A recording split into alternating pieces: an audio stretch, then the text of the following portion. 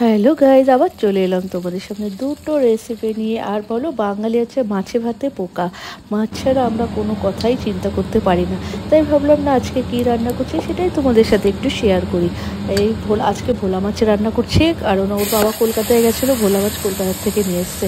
সত্যি শিলিগুড়িতে সেই রকমভাবে ভোলা মাছ পাওয়া যায় না, খুব কমই পাওয়া যায়, হঠাৎ পাওয়া যায়। তাই ভাবলাম না এই ভোলা মাছের দুটো রেসিপি আমি কীভাবে করছি তোমাদের সাথে সেটা শেয়ার করি। দেখো, ভোলা মাছটা প্রথমে ফ্রাই করে নিয়েছি, তারপর আমি সর্ষে বাটা দিয়ে প্রথমে করছি।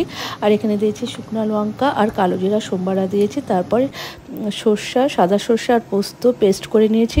তারপর দেখো, সাদা সর্ষের পোস্তটা দিয়ে হালকা একটু জল দিয়েছি, দিয়ে মাছগুলো দিয়ে তারপর ধনেপাতা আর কাঁচা লঙ্কা দিয়ে নামিয়ে নেবো। আর নামানোর সময় একটু কাঁচা তেল দেবো। দারুণ লাগে ভোলা মাছের এই রেসিপিটা।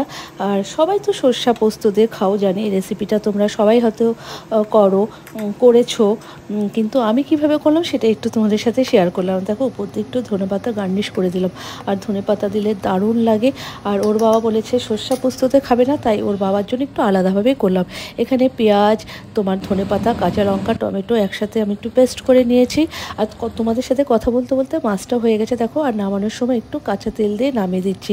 তোমরা কারা কারা পছন্দ করো ভোলা মাছ খেতে, প্লিজ একটু কমেন্ট করে জানাবে। কিন্তু আমি যেভাবে করলাম তোমাদের সাথে সেটাই শেয়ার করলাম। দেখো, আমার রেডি কিন্তু ভোলা মাছ।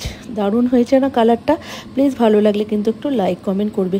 আর ওর বাবার জন্য দুটো মাছ আমি তুলে রেখেছিলাম, সেটা এখন করছি। দেখো, এখানে কালো জিরা আর শুকনো লঙ্কা সোমবারা দিয়েছি। আর এই যে পেস্টটা করেছিলাম, ধনেপাতা, কাঁচা লঙ্কা, টমেটো, পেঁয়াজ, ওটা দিয়ে দিলাম। দেখো, ভালোভাবে কষিয়ে নেব। যেহেতু কাঁচা টমেটো আছে, একটু ভালোভাবে কষিয়ে নিতে হবে।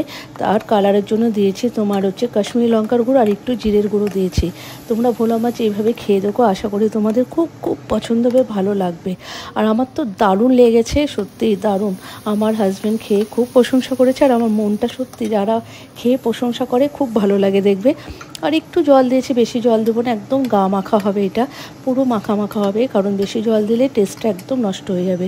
আর ভোলা মাছ তো খুব টেস্টি হয়। দেখো, ভালোভাবে কিন্তু ভোলা মাছগুলো ফ্রাই করবে, তাহলে খুব ভালো লাগে। দেখো, আমার কিন্তু অলরেডি রেডি হয়ে গেছে। আরও জলটা শুকাবো, কারণ জলটা যতটা টানবে স্বাদ ততটা বেশি হবে। আর দেখো, তারপর আমার এখানে আমি গার্নিশের জন্য দিয়ে দিয়েছি ধনেপাতা দিয়ে তারপর কাঁচা লঙ্কা 2-3টা দিয়ে দিয়েছি, কাঁচা লঙ্কা দিয়ে নামিয়ে দেবো। দেখো, একদম পুরো শুকনো হয়ে গেছে, এখন নামিয়ে দেবো। তোমরা প্লিজ এই রেসিপিটা খেয়ে দেখো, আশা করি তোমাদের খুব খুব ভালো লাগবে।